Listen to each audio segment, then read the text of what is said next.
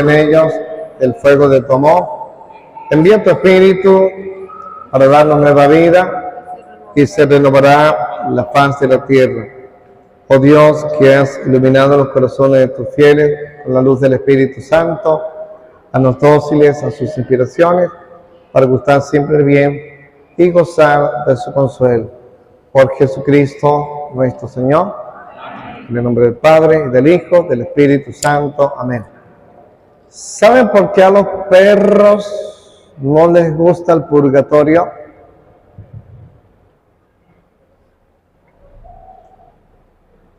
Porque le dijeron que allí hay muchas purgas y no la van a aguantar, tanta purga ya.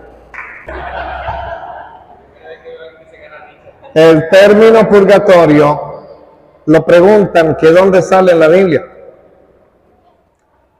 No se necesita que una palabra esté en la Biblia para que exista lo que esa palabra significa. La palabra teléfono. ¿Acaso se necesita que aparezca en la Biblia dicha palabra para que exista teléfono? No. Muchas cosas existen y ese término no está en la Biblia. La Biblia no es un diccionario de las cosas que existen, de los objetos. Es la palabra de Dios. No debemos buscar en la Biblia la palabra purgatorio. Debemos buscar en la Biblia la doctrina del purgatorio. Ahí sí vamos a encontrar lo que necesitamos. Pero si usted va a buscar la palabra purgatorio, cuando tú consigas la palabra teléfono, yo te muestro dónde está la de purgatorio. Te vamos a quedar igual. Necesitamos conocer la palabra para entrarle al tema.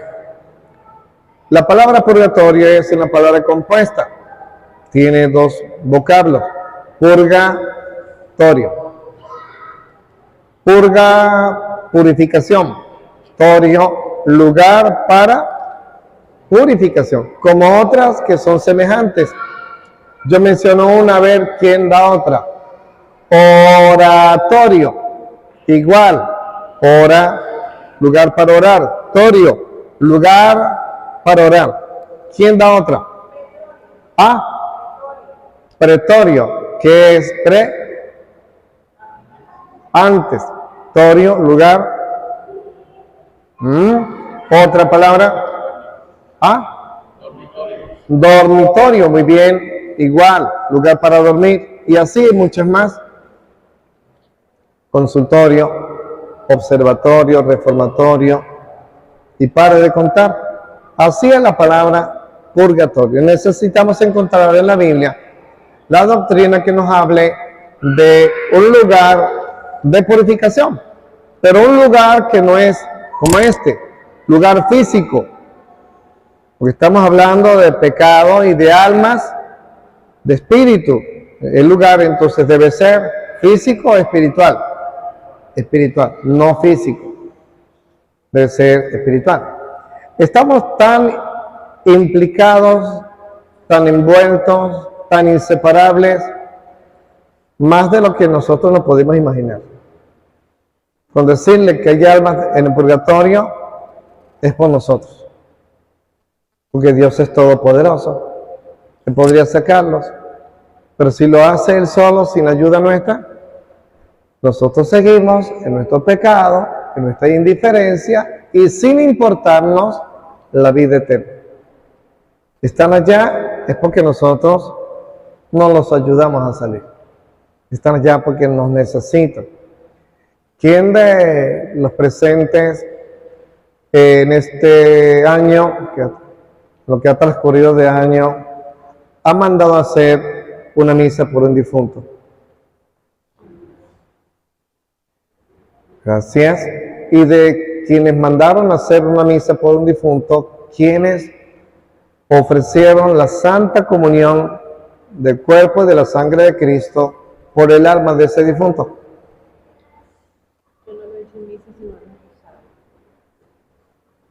No le han ofrecido la comunión del cuerpo y de la sangre de Cristo por el alma de ese difunto. Ese es el tema de esta noche. Por eso digo que de las almas del purgatorio y nosotros los terrenales estamos tan unidos y tan inseparables, tan necesitados como no tienen idea. Hoy son ellos y mañana somos nosotros. Al terminar esta vida terrenal, todas las necesidades van a desaparecer, todas, no queda ninguna. Quedará, corrijo, queda una, la vida eterna. Solo es la vida eterna. Todas las demás necesidades ya no están. Pero queda la principal. Si la tiene satisfecha, gozo y felicidad. Si no la tiene, tortura, tristeza y no temporal, sino sin retorno. La vida eterna es la necesidad. Y al estar en esa situación, quien no tiene la vida eterna es cuando al fin reconoce o se da cuenta, porque uno se encuentra cara a cara con la verdad, lo que descuidó aquí, lo que abandonó aquí, a lo que no le dio importancia. Va a reconocer que quien da la vida eterna es Jesucristo. Solo Él. Y que para Él dar la vida eterna, vino, se encarnó,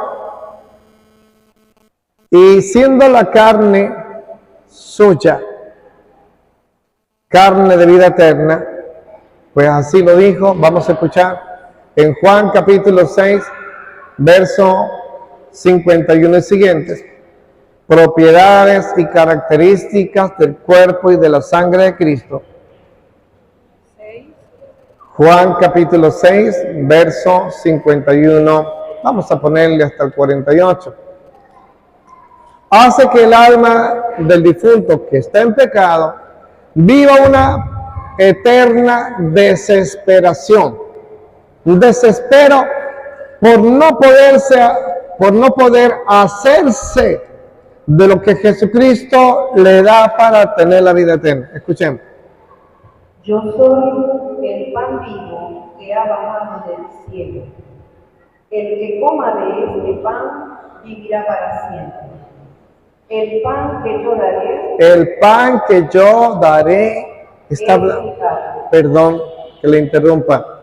El pan que yo daré está anunciando algo que Él va a hacer, y sabemos que está hablando de la última cena.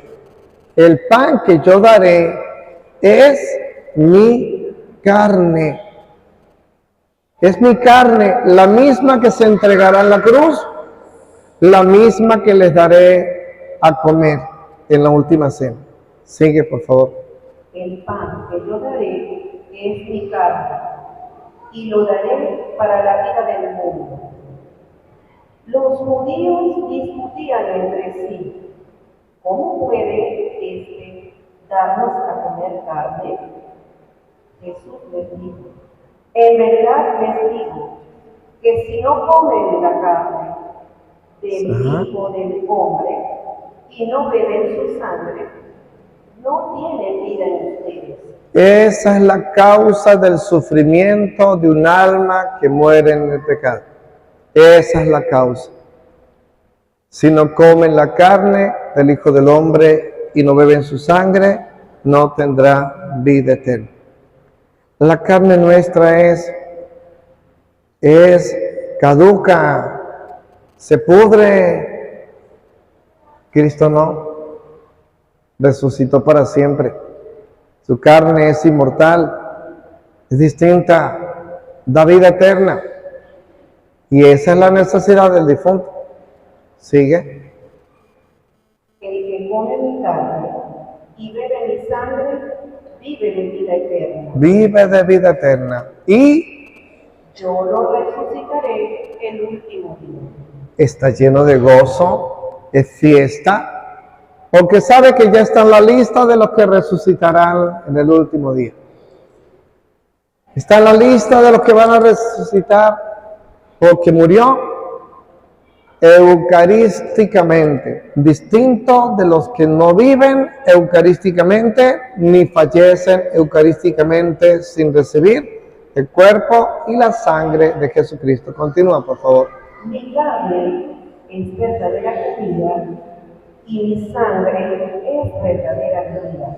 Para que nos demos cuenta que la intención de Jesucristo no fue una última cena o una cena del Señor donde le da a los discípulos carne simbólica, sangre simbólica, una representación o un signo de su carne y su sangre.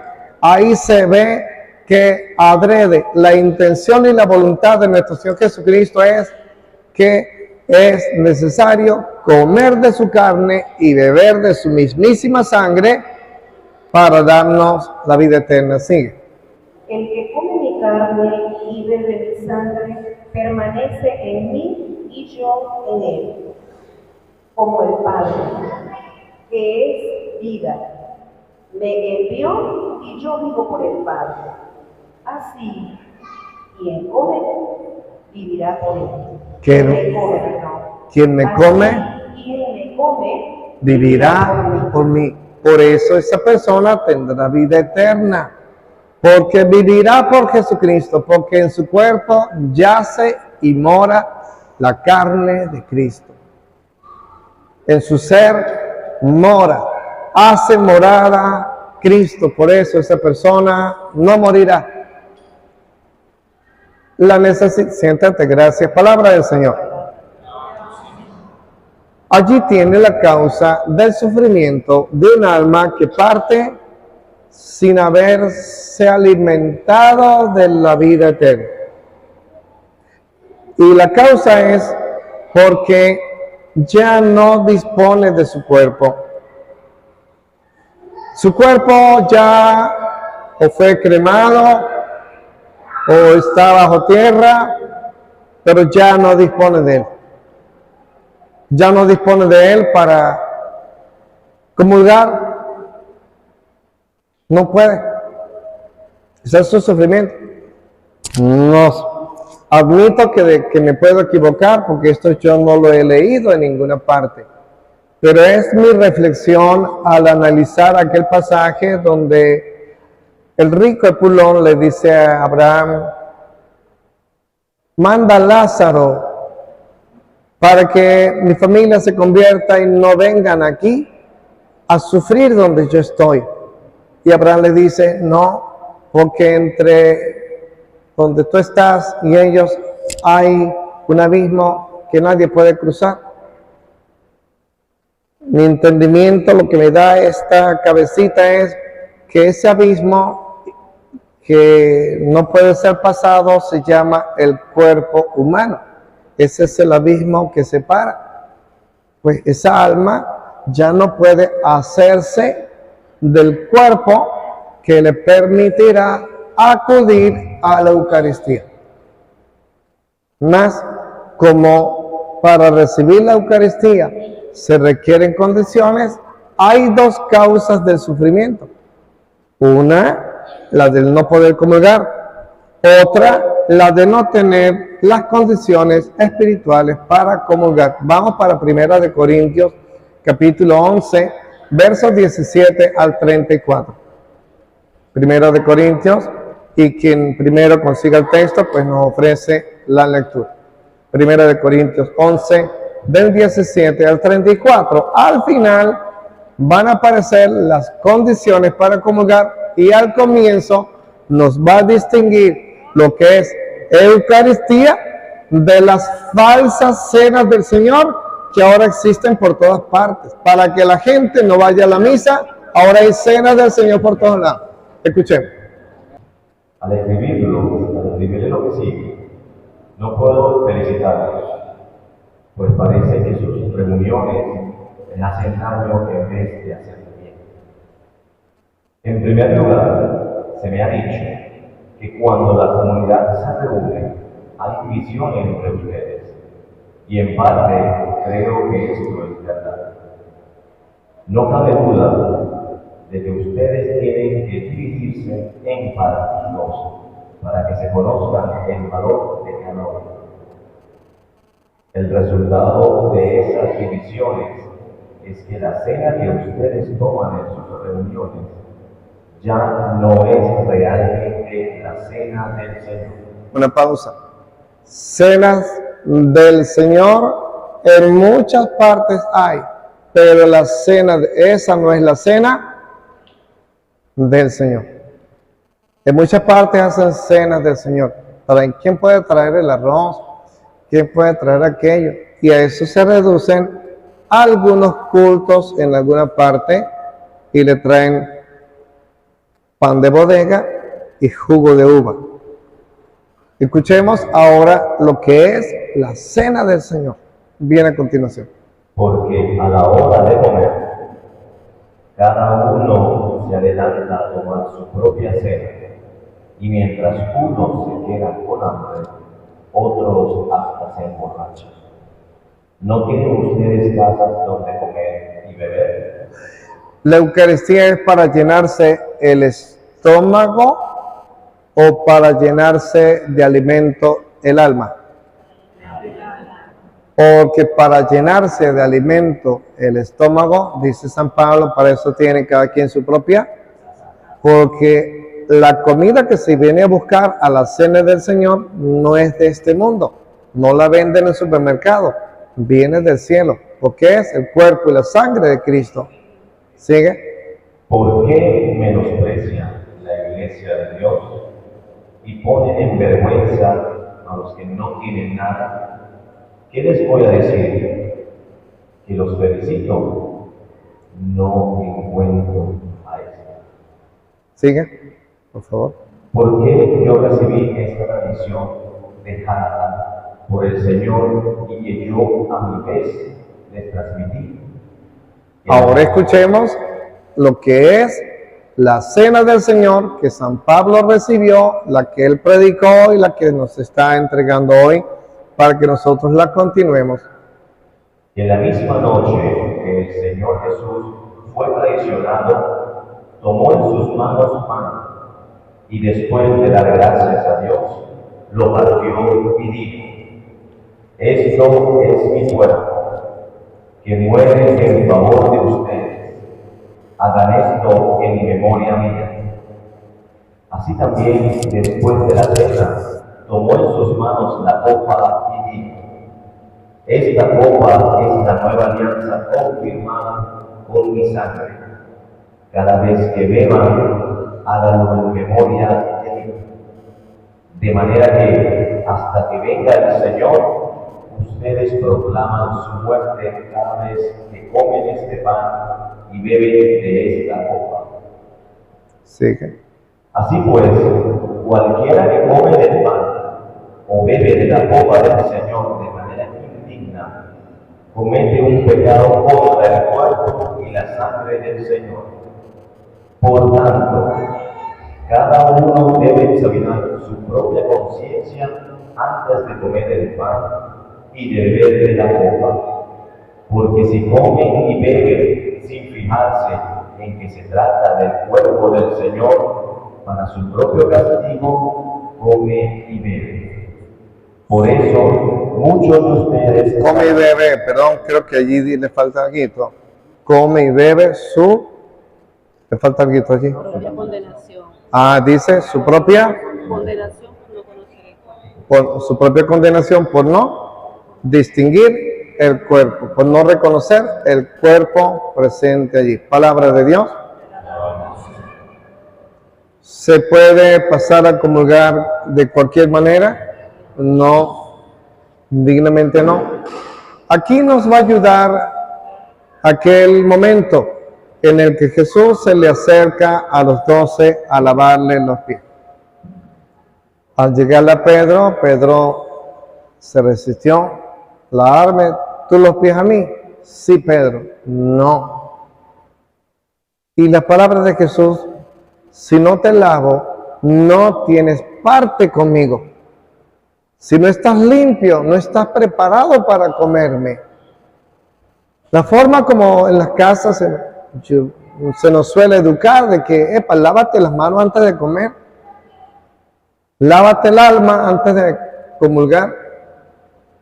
Si no te lavas los pies, no tienes parte conmigo, Pedro. Y Pedro dice, ah, no, Señor, si es así, entonces todo, la cabeza y los pies.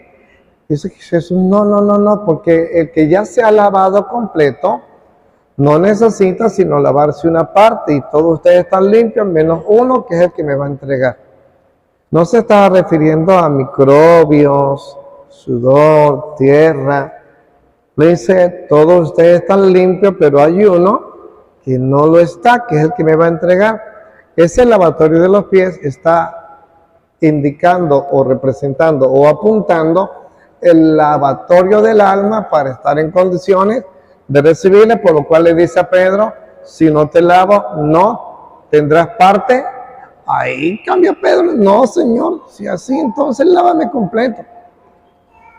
Enseguida Jesús le dice, lo que estoy haciendo ahora contigo, en este momento no lo vas a entender. Lo entenderás más tarde, cuando después de resucitar, se le presenta a los discípulos, Juan 20, del 22 al 23, y les da el poder, vayan a todas partes, a quienes les perdonen los pecados, les quedarán perdonados, como diciendo, a quienes ustedes les laven, les limpien sus pecados, limpios de los pecados quedarán. Y a quienes les retengan, es decir, a quienes ustedes no les quieran absolver los pecados, así se quedarán. Y esas personas que ya han sido lavadas y limpias, ahora sí pueden pasar a... Ahora traslademos esto al alma del difunto, que falleció en pecado. Y por fallecer en pecado, no están las condiciones de poder. Son dos causas de sufrimiento: el pecado y el no poder comulgar. El pecado, el no poder ser absuelto.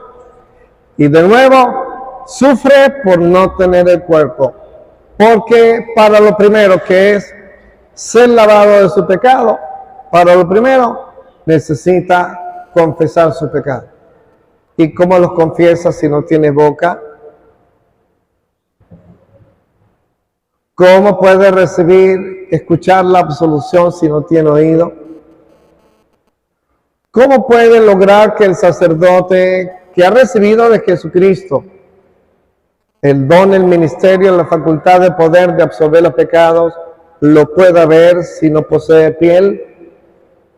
El sufrimiento es, Señor, si es tu voluntad, dame mi cuerpo para yo regresar y llegarle al sacerdote que sea sacerdote para que escuche mis pecados. Pero el tiempo lo dejó pasar.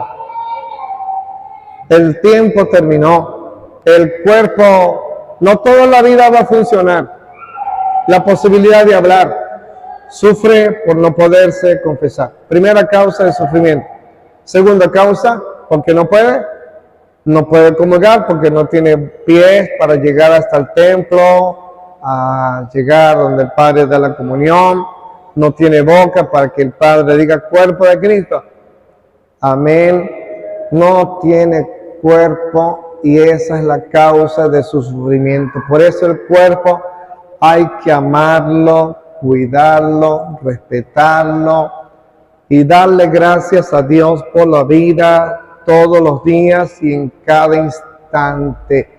Que al levantarse hay que empezar diciendo, gracias Señor por el don de la vida, porque me estás dando oportunidad todavía. Perdone que he abusado del tiempo y te he hecho esperar. Dame la oportunidad que sea pronto, que te pueda recibir para no estar sufriendo después. Porque tener boca, tener cuerpo es un regalazo de Dios, es el templo del Espíritu Santo. Decir cuerpo es decir el tiempo que Dios me da. Es un regalazo que no se repite dos veces. ¿Y cómo podrá ser entonces esa pobre alma que de pronto fallece? Porque levanta, hermanos, todos los que son pecadores. Yo soy el primero. Todos son pecadores. Bueno, yo estoy recién confesadito, me confesé hace 4 días. Y sin embargo, donde no me lo piensa, ¿a dónde va un alma que fallece en pecado? ¿A dónde? ¿A dónde va? Depende, si es católico va a decir depende si es para el infierno o para el purgatorio, pero como los católicos ahora somos menos, mucha gente no cree en eso del purgatorio. Los que todavía dicen que son cristianos dicen cielo o infierno, no hay más nada. Purgatorio, eso no existe, eso es un invento. Solo hay dos opciones. ¿A dónde va un alma que está en pecado si hoy los que creen en el purgatorio son una pírrica minoría? ¿Será que tienen razón la mayoría, los que dicen que no existe? ¿O será que tiene razón la minoría? Si le preguntamos a las personas, vamos a estar allí, que este dice una cosa, que el otro dice la otra, ¿qué tal si vamos a la Sagrada Escritura? Para eso estamos, ¿verdad? Primera de Corintios capítulo 3, verso 13 al 15. Primer texto que vamos a ver. Y el siguiente texto que vamos a buscar es Primera de Juan capítulo 5, versos 15 y 16.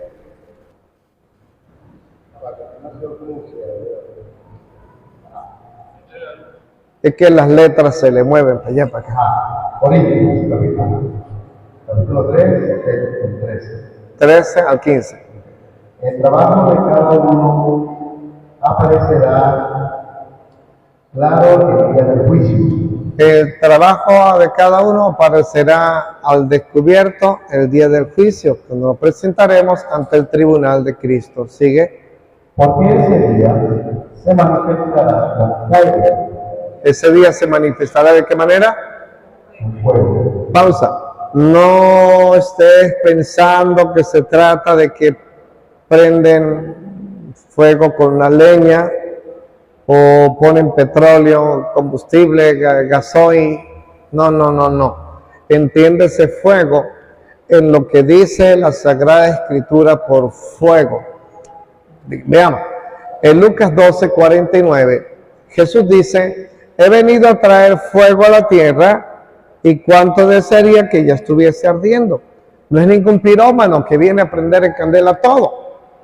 Se está refiriendo a prender corazones. ¿Cómo sale un hermanito que ha hecho Emaús?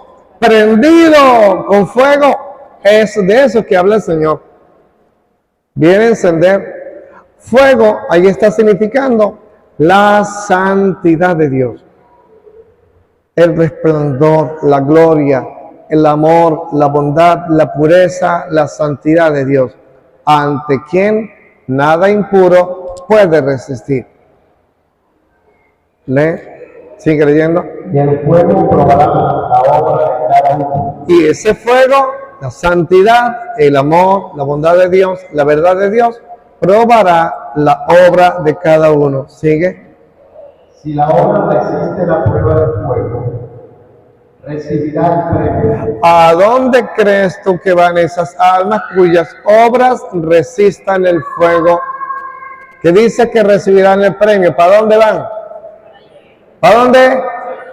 Para el cielo. ¿Quiere un ejemplo de ello? La Madre Teresa de Calcuta. Las obras con las que ella partió de este mundo estaban hechas de lo mismo que el fuego.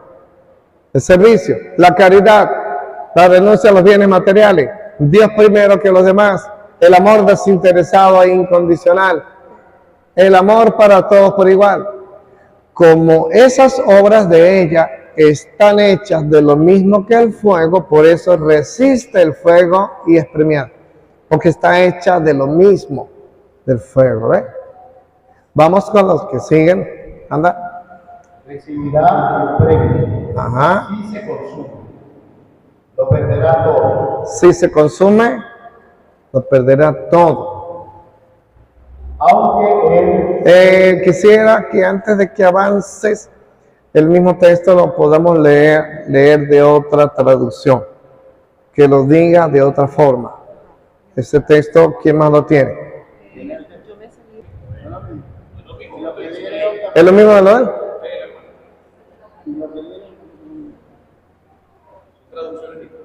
Un día se verá el trabajo de cada uno.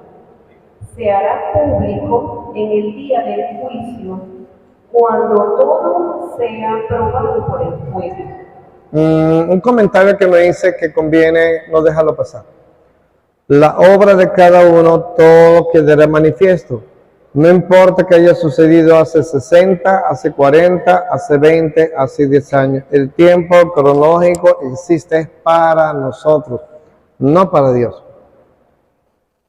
El mismo tentador, el que viene y nos dice, haz lo que nadie se va a enterar, haz lo que nadie va a saber nada, haz lo que no va a pasar nada malo. El mismo tentador es el acusador que va a recordar todo lo que hizo para hacerle tropezar y es el que no le va a dejar descansar, porque le recordará todo como un eterno presente.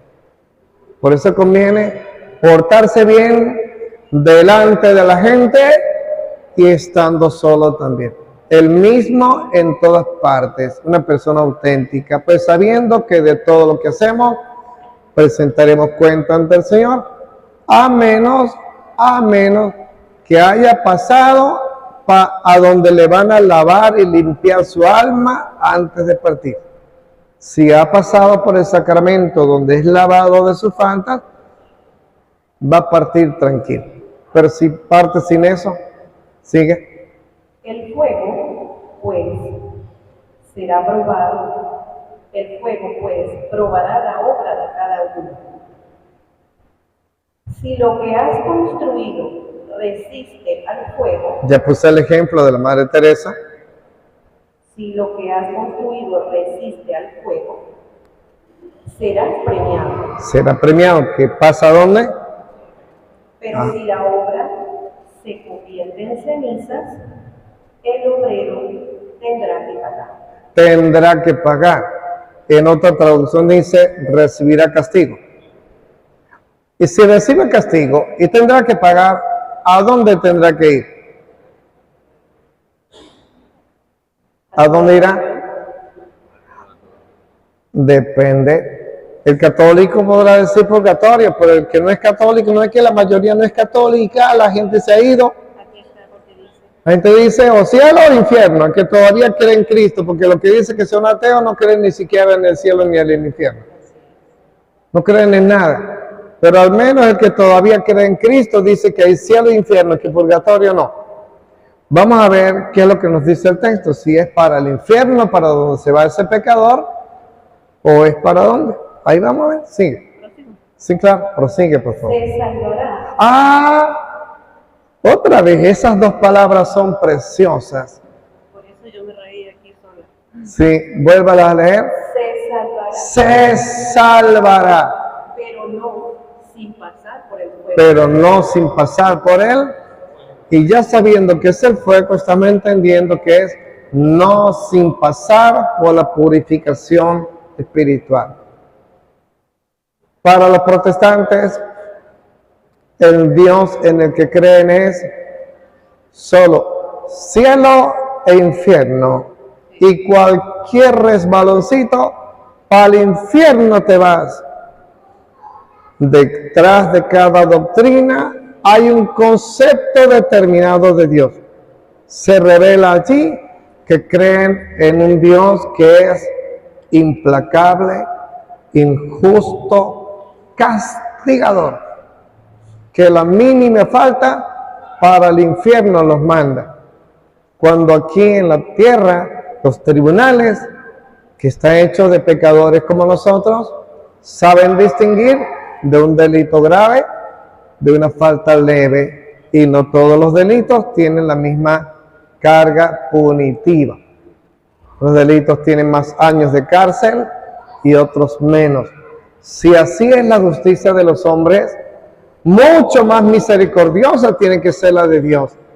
El Dios de los protestantes no es el verdadero, porque creen en un Dios que es implacable y para el infierno todo. Y el que se haga un Dios diferente al verdadero, se está fabricando un ídolo y se vuelve idólatra. Por negar el purgatorio, un protestante es idólatra, porque se ha hecho un Dios diferente. Porque el Dios verdadero, ¿cómo es? Como acabamos de escuchar allí, se salvará como quien pasa por el fuego, como quien pasa por Dios. ¿Ese es un Dios implacable o un Dios de misericordia? Ese es el Dios en el que creemos nosotros los católicos. ¡Que viva la Iglesia Católica! ¡Que viva! Y que los idólatras aquí son otros.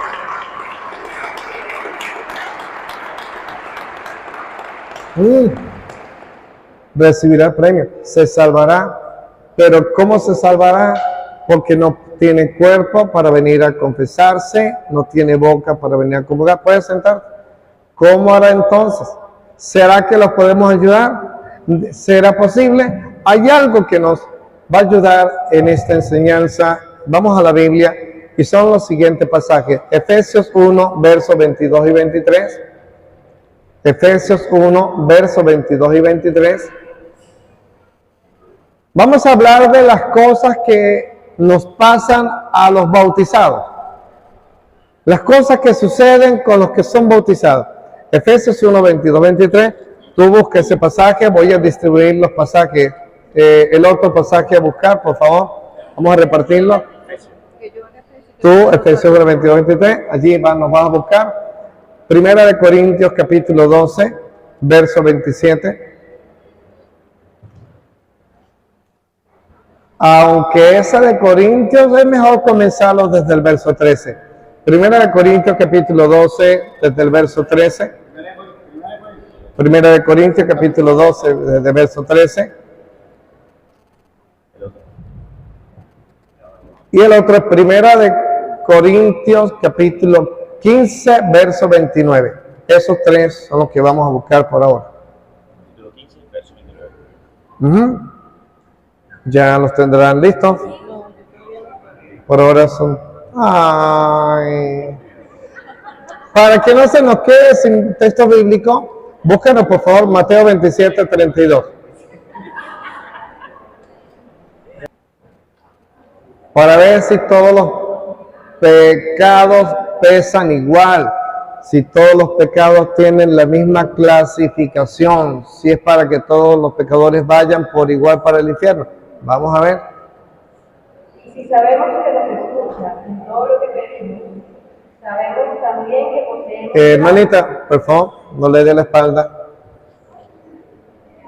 Mire, hermanita, los de las redes sociales te quieren ver. Dale, dale. Y sabemos que nos escucha en todo lo que pedimos, sabemos también que poseemos ya lo que le hemos pedido. Si alguno de los hermanos comete un pecado y llega a la muerte, rece por él y Dios le dará la vida. Vuélvanos a leer ese pedacito. Si alguno de los hermanos comete un pecado y llega a la muerte, rece por él y Dios le dará la vida. Si alguno de ustedes comete un pecado que es de muerte o que no es de muerte, que lleva a la muerte, rece por él. Si esa persona fallece en un pecado que es de muerte, ¿lo vas a abandonar? Cuando la palabra te dice, rece por él, porque se pueda salvar, sigue. Dios le dará la vida. Porque... Esto lo digo para los pecados que no llevan a la muerte. Esto lo digo para los pecados que no llevan a la muerte. Hay distinción de pecados. Sigue lo que viene. Hay un pecado que lleva a la muerte. Hay pecados que llevan a la muerte, pero por eso no digo que recen. Por eso no digo que recen, porque ya te estás diciendo dónde está. Pero toda injusticia es un pecado, pero hay pecados que no llevan a la muerte. Pero hay pecados que no llevan a la muerte, porque son leves, son veniales. Cuando hay otros que son graves. Graves los que tienen materia grave, plena conciencia y plena libertad. Premeditación. Hay muchos errores que se cometen sin plena conciencia o sin premeditación y son por ignorancia o desinformación, por ingenuo o por inventar. Se cometen muchas faltas. Y Dios, que es compasivo y misericordioso, conoce profundamente los corazones y Él sabe juzgar bien. Muchas gracias. Ya leyó su pasaje. Gracias. Un aplauso para ella. Muchas gracias. Efesios 1, 22, 23. ¿Quién lo tiene? Las cosas que pasan con los bautizados. Mirémonos las caras para que entendamos las cosas que pasaron con nosotros el día de nuestro bautismo. Efesios 1, 22. Y 23. Dios colocó todo bajo sus pies y lo constituyó cabeza de la iglesia. Ella es su cuerpo. Ajá. ¿A quién constituyó Dios cabeza de la iglesia? ¿A quién? Cristo. ¿A quién constituyó Dios cabeza de la iglesia? Y el cuerpo de la iglesia. ¿Y el cuerpo quién es? Ustedes. Vuelvan a escuchar. Dios colocó todo bajo sus pies Refiriéndose a Cristo, puso todo bajo los pies de Cristo. y lo constituyó cabeza de la iglesia. Lo constituyó cabeza de la iglesia que él mismo fundó. Ella, es decir, la iglesia, O sea, digan nosotros su cuerpo. somos su, Cuerpo. y como somos su cuerpo, para que en el cuerpo haya Cristo, por eso comemos el cuerpo y la sangre de Cristo. Por eso somos el cuerpo de Cristo, no solo porque somos bautizados, sino porque en cada Eucaristía Él se encarga que en toda la iglesia esté su carne y su sangre. Y entonces sí, en efecto somos el cuerpo de Jesucristo. Y de ese cuerpo participan los que estamos aquí todavía. Participan los que en el paraíso están.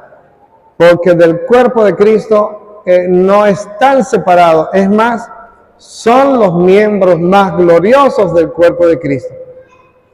Y los que partieron y están en pecado, que no son de muerte, también fueron bautizados y por lo tanto ellos también pertenecen al cuerpo de Jesucristo. Somos un cuerpo en el que también son miembros los difuntos y los que están en él.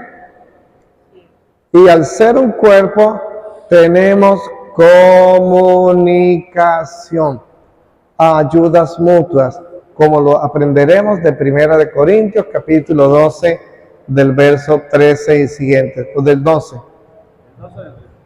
Del 12 hasta el 27. Es bellísimo este texto, bellísimo, bellísimo.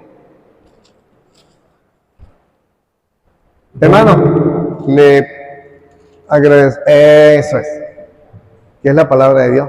Del mismo modo que el cuerpo es uno, aunque tiene muchos miembros, y todos los miembros del cuerpo, con ser muchos, forman un cuerpo, así también Cristo.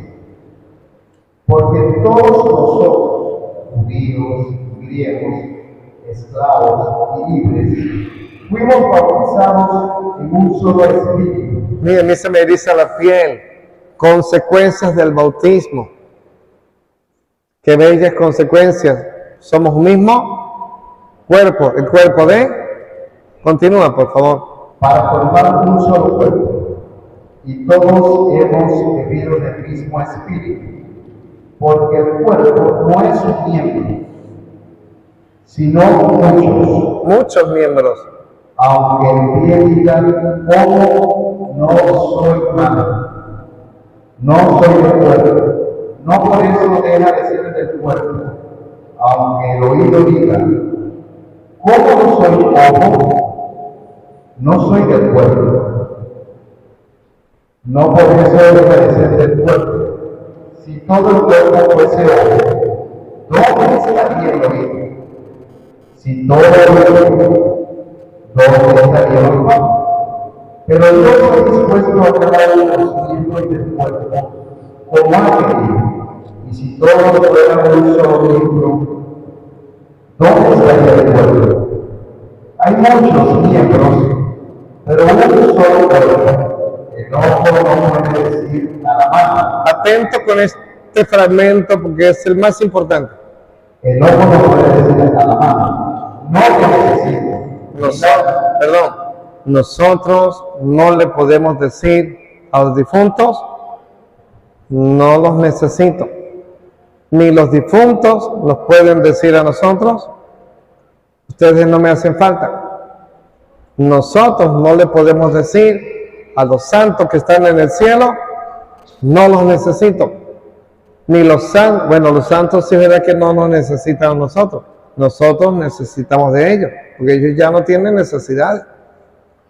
Aquí tienen doble partida. Por un lado, la intercesión de los santos.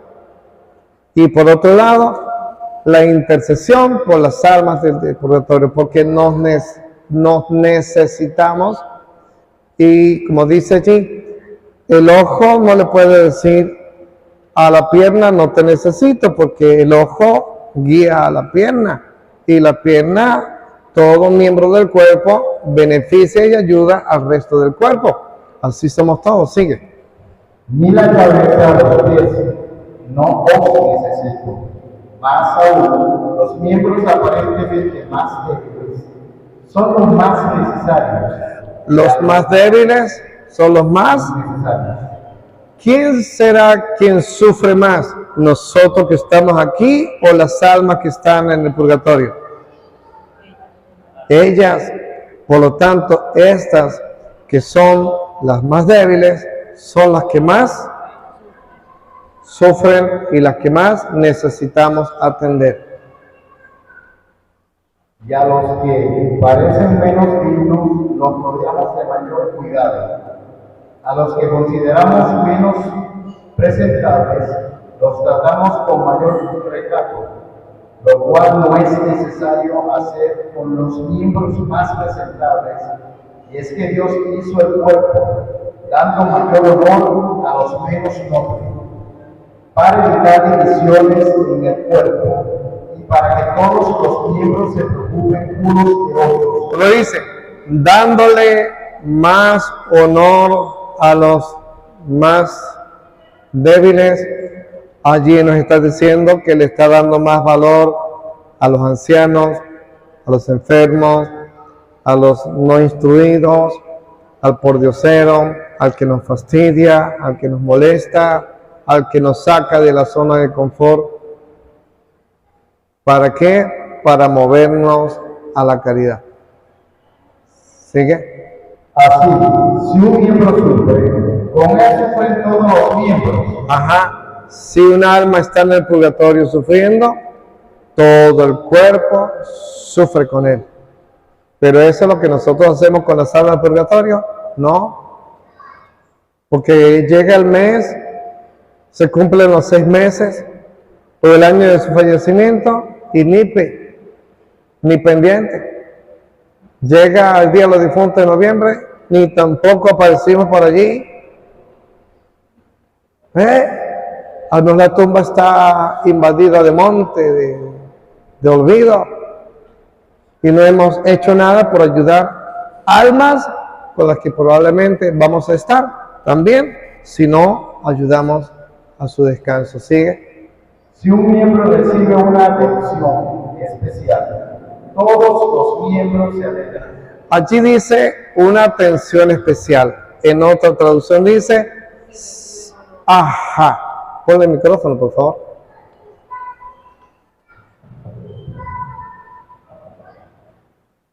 Si un miembro sufre, todos sufren con él. Está refiriéndose a las almas en pecado y a las que están aquí necesitadas. Y si un miembro recibe honores, todos se alegran con él. Los miembros del cuerpo que reciben honores, hace rato los escuchamos. Aquellos cuyas obras resistan el fuego recibirán un premio. ¿Y van a dónde? Reciben honores. Bíblicamente, la palabra honor significa gloria. Cuando un miembro del cuerpo recibe honores, todos se alegran.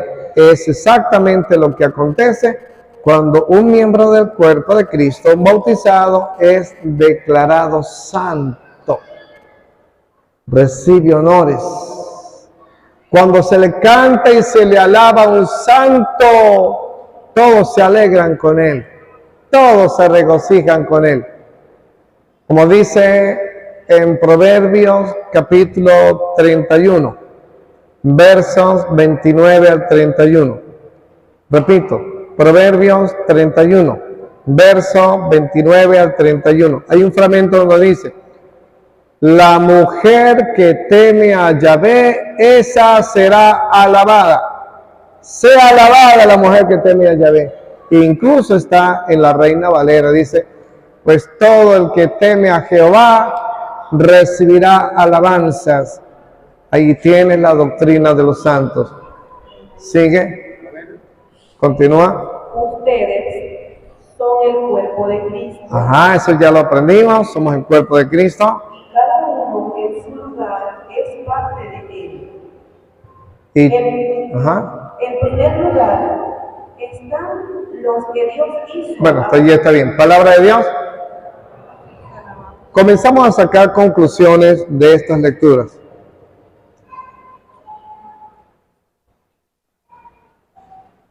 ¿Qué podemos nosotros hacer por esas almas? Mucho. Porque, primero, no puede ser perdonada de sus pecados porque no tienen para poderlos confesar, no tienen oído para escuchar la absolución, no tienen cuerpo para que el sacerdote, que es de carne, los pueda ver, pueda escuchar. Por lo tanto, necesita ayuda. Y como son miembros del mismo cuerpo, están esperando que alguien que tenga un cuerpo les pueda ayudar.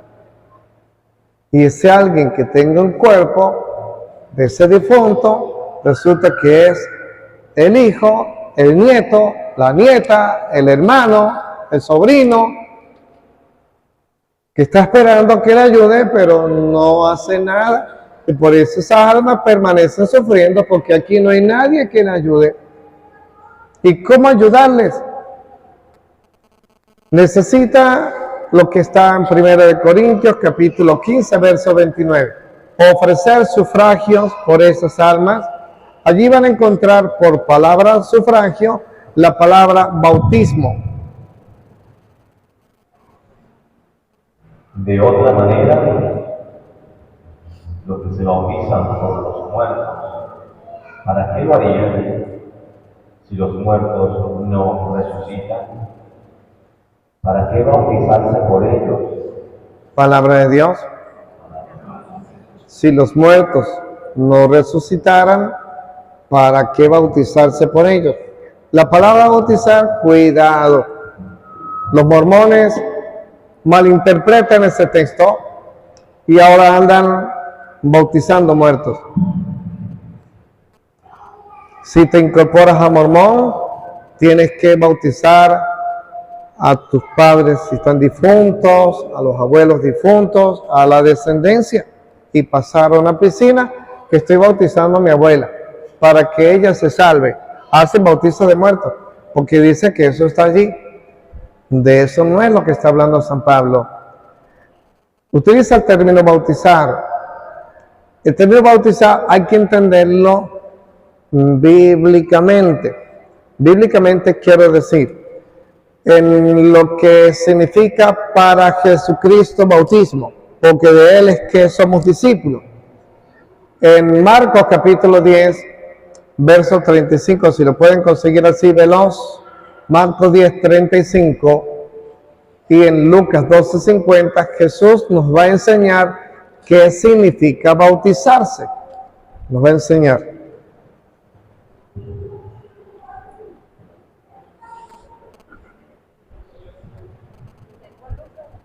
Marcos 10. Verso 35.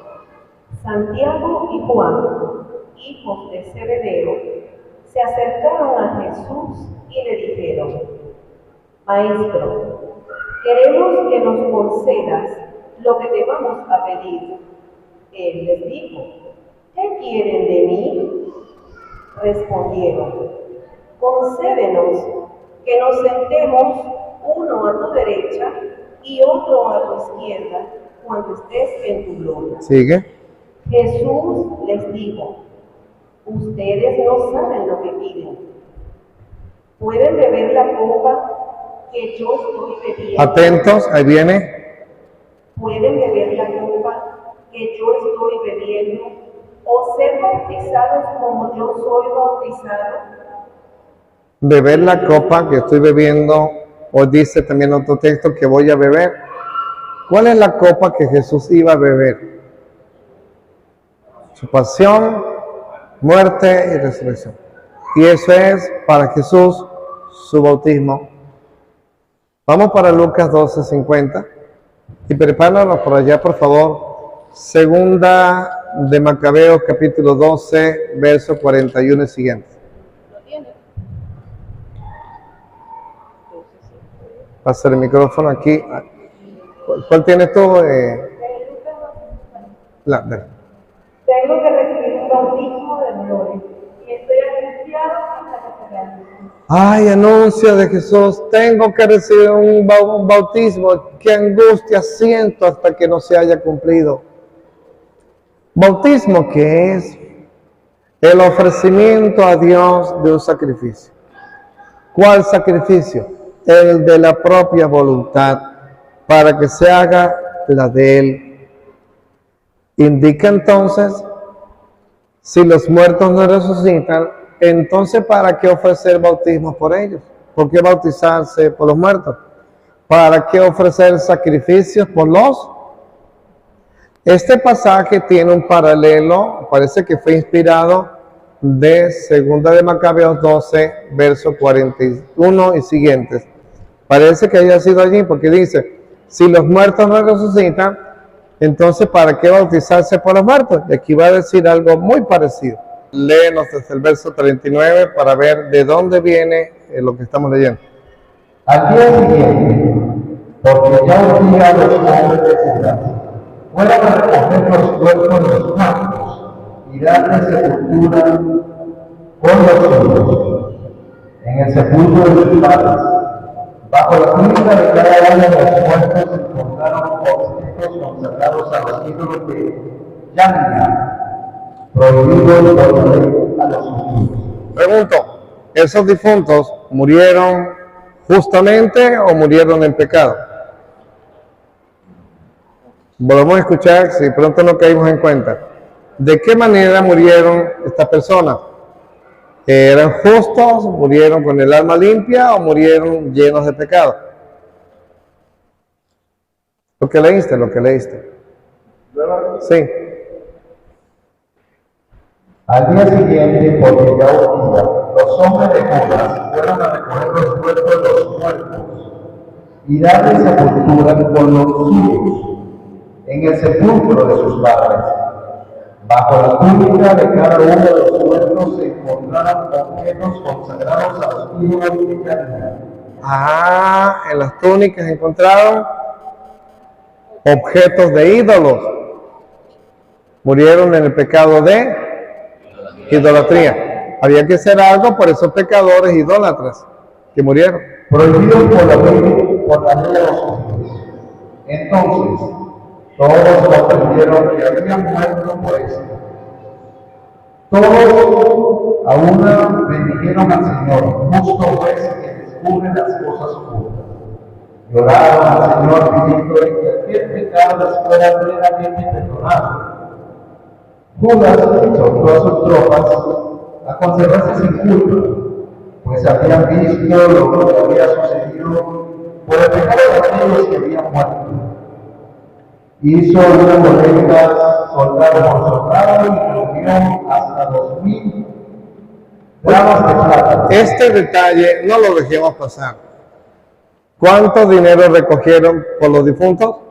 2,000 ¿2,000? gramos de plata. Ya entendí, porque cuando yo ofrezco una misa por un difunto, doy una ofrenda de dinero. Es una manera de, yo aquí hago algo de sacrificio como reparación por los errores que ese pecador cometió, que no puede venir a reparar. Como no puede venir a resarcir daños, a pagar por lo que hizo, yo hago algo de sacrificio mío por esa alma y por eso aporto dinero. ¿Sigue? Que envió a Jerusalén para que ofreciera un sacrificio por el pecado, acción elevada y noble. Acción noble y bella, inspirada en el pensamiento de la resurrección. Pues, si él no hubiera esperado la resurrección de aquellos muertos, vano y superfluo hubiera sido orar por ellos. Pero creyendo firmemente que está reservada una gran recompensa a los que mueren piadosamente, y de sangre piadosa. Por eso ofreció el sacrificio por los inmundos, para que Dios les perdonara sus pecados. palabra de Dios. ¿Cómo practicar lo que hemos escuchado? El alma del difunto tiene pecados y no puede descansar. Necesita de alguien aquí en la tierra que pueda ofrecer lo que esa alma no puede hacer. Ir a un sacerdote y decirle, estos son mis pecados. Ellos no lo pueden hacer. Necesitan entonces un pecador aquí en la tierra que haga eso. Que ese pecador, esa pecadora vaya donde un sacerdote y le diga, yo tengo boca, yo tengo cuerpo, bendito sea Dios, tengo vida, tengo pecados. Y quiero ofrecer el sufragio, el bautismo, que es hacer la voluntad de Dios. Quiero hacer el sufragio de mi conversión, del cambio de mi vida, de la purificación de mi existencia, por el alma de mi tía, de mi primo, de mi padrino, de quien que posiblemente esté necesitando de ayuda.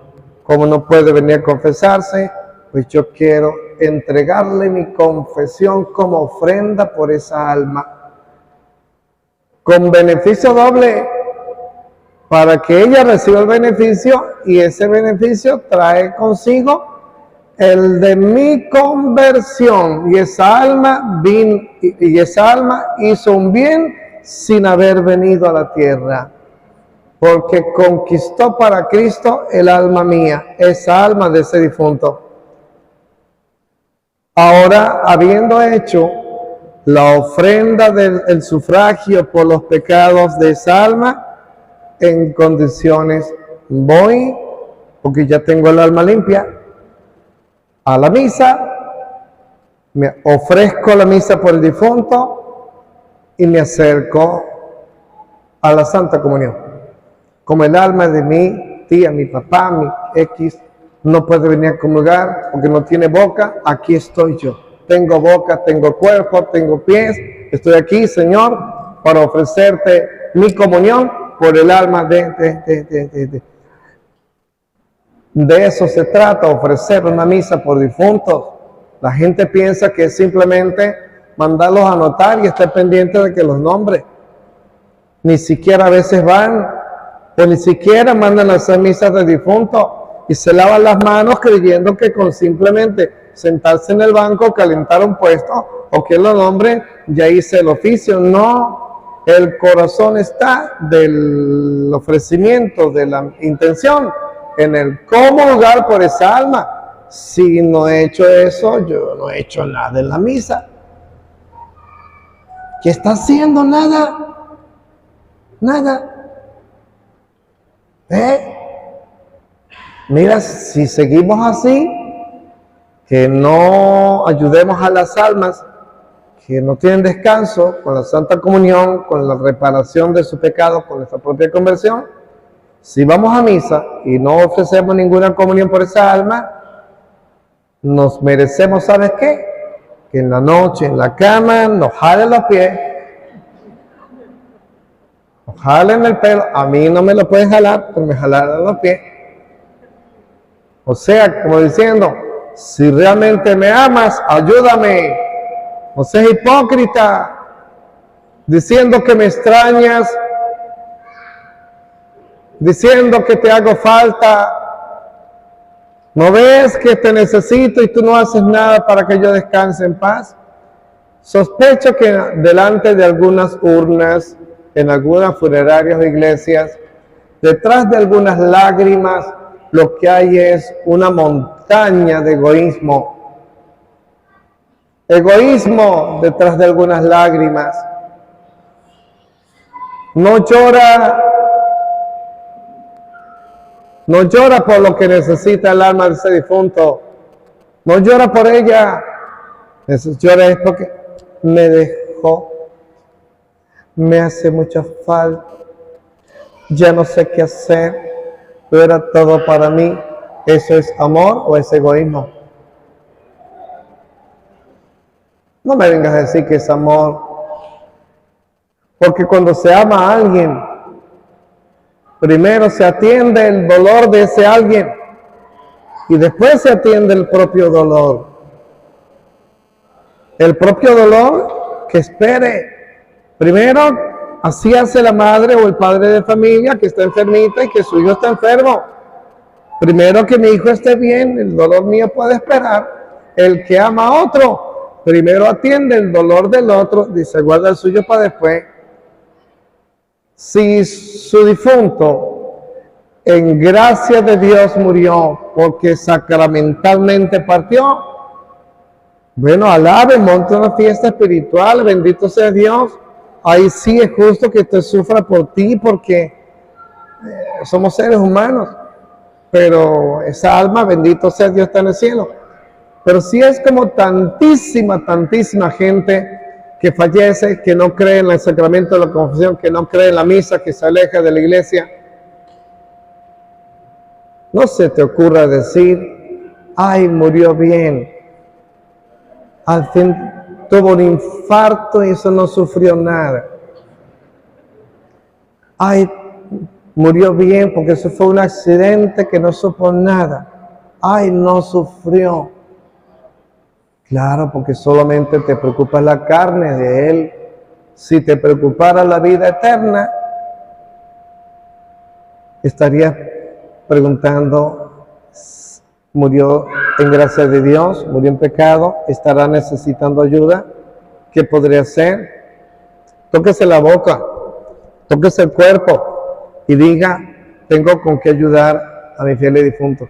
Tengo la vida, tengo con qué poder ayudar a mis seres queridos.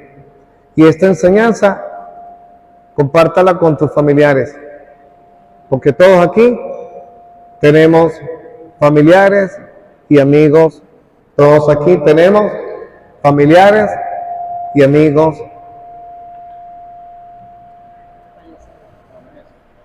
fallecidos. Hoy por ellos y mañana por pues, alguna inquietud o pregunta.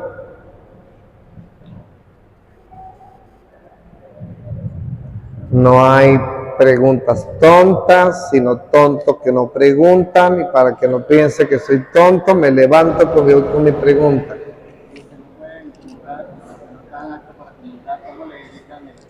Haz la pregunta que me encanta esa pregunta, pero que la escuchen.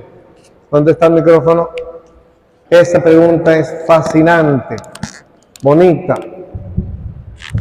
Los que no pueden comulgar, que no están... ¿Me recuerdas tu nombre, hermano? Richard. Richard. Los que no pueden comulgar, ¿Cómo le ofrecen la Eucaristía a sus familiares que ya están fallecidos? haga lo siguiente. Conviértense en esponjitas para esta palabra. Para los que no puedan comulgar corporalmente, comiencen a comulgar de la siguiente manera. Y esta misma noche puede empezar. Imite a Jesucristo. A Él es a quien hay que seguir. A Jesús. ¿De qué manera? Comulgue como Él. El primero en comulgar fue Jesucristo. Comulgar es común unión. ¿Cómo comulgó Jesucristo? Comulgar con la voluntad del Padre. Significa, le doy muerte a mi voluntad para que reine la de Él. Volvemos al término del bautismo. Jesús comulgó con el Padre aceptando la cruz, morir en la cruz y resucitar para nuestra salvación. Jesús aceptó comulgar siendo grano de trigo para los dientes del Padre, que el Padre lo pudiera triturar. Jesús comulgó siendo el grano de uva que se dejó pisar por el Padre, por la voluntad del Padre. Eso es comulgar. Y por eso en la última cena, cumpliendo lo prefigurado por Melquisedec en Génesis 14 del 18 al 20, Jesús se presenta con pan y vino, porque el pan y el vino reflejan lo que Él hizo para comulgar y lo que Él le pide a sus discípulos para comulgar. Están allí representados en el pan y el vino. El pan, porque el pan es la suma de muchos granos de trigo, donde cada granito se dejó triturar, partir, morir, para convertirse con los demás granos que también hicieron lo mismo en un solo pan. El vino es el resultado de muchos granos de uva, que cada grano se dejó pisar, triturar, morir, para convertirse en un solo ser con los demás granos de uva, y salió al fin el vino. Con el propósito de que cada uno de nosotros viva como el grano de maíz, o el grano de maíz, también sirve el ejemplo, el grano de trigo o el de uva. Que cada uno se deje triturar por la voluntad del Padre. Cuando uno está haciendo eso, ya empezó la experiencia de comulgar con Dios, ya comenzó el camino.